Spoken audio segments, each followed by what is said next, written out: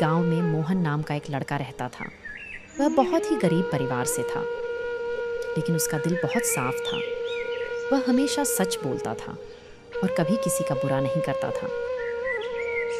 गांव में एक बहुत अमीर और घमंडी व्यापारी भी रहता था, जिसका नाम सेठ हरिराम था।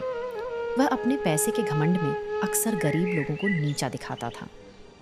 एक दिन मोहन जंगल में लकड़ियां इकट्ठा करने गया। तभी उसे रास्ते में एक भारी थैला मिला। अरे, ये क्या है? जब उसने थैला खोला तो उसमें बहुत सारे सोने के सिक्के थे। इतना सारा सोना? मोहन हैरान रह गया। उसके मन में एक पल के लिए ख्याल आया कि अगर वह ये पैसे रख ले तो उसकी गरीबी दूर हो सकती है। अगर मैं इसे रख लूं तो मेरी गरीबी खत्म हो जाएगी। लेकिन अगले ही पल उसने सोचा, ये पैसे मेरे नहीं हैं, किसी और के होंगे जिसे इसकी बहुत ज़रूरत होगी। नहीं, ये गलत है। मुझे इसे वापस करना चाहिए। मोहन ने तुरंत तय किया कि वह इस थैले के असली मालिक को ढूंढे। वह गांव वापस आया और लोगों से पूछने लगा कि किसी का सोने का थैला खोया है क्या। क्या किसी का सोने का थैला खो गया है? तभी सेठ हरिराम वहां आया और बोला कि उसका सोने का थैला खो गया है। हाँ, वो मेरा है, मुझे दे दो।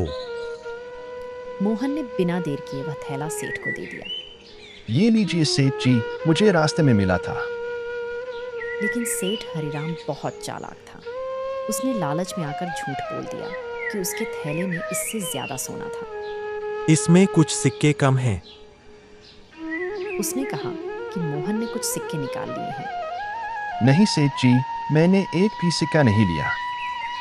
गांव वाले यह सुनकर चौंक गए। मोहन ऐसा नहीं कर सकता, वो हमेशा सच बोलता है। मोहन दुखी हो गया क्योंकि उसने सच्चाई से काम किया था, फिर भी उस पर आरोप लगाया जा रहा था। तुमने जरूर चुरा लिए हैं। मामला गांव के मुखिया के पास गया। मुखिया एक बुद्धिमान और न्यायप्रिय व्यक्ति था। मोहन, सच सच बताओ, क्या तुमने कुछ लिया? नहीं मुखिया जी, मैंने कुछ भी नहीं लिया। सेठ जी, आप कह रहे हैं कि इसमें ज्यादा सिक्के थे। जी हाँ।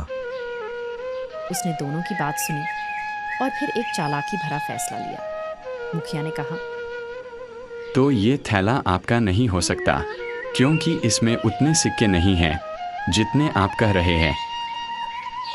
फिर उसने वह थैला मोहन को दे दिया और कहा कि वह असली मालिक मिलने तक इसे संभाल कर रखे। सेठ हरिराम शर्मिंदा हो गया और मोहन से माफी मांगी। मुझसे गलती हो गई। उसने अपनी गलती मान ली। कोई बात नहीं सेठ जी, मोहन, मुझे माफ कर दो। गलती हर किसी से होती है। मोहन की ईमानदारी की पूरे गांव में चर्चा होने लगी।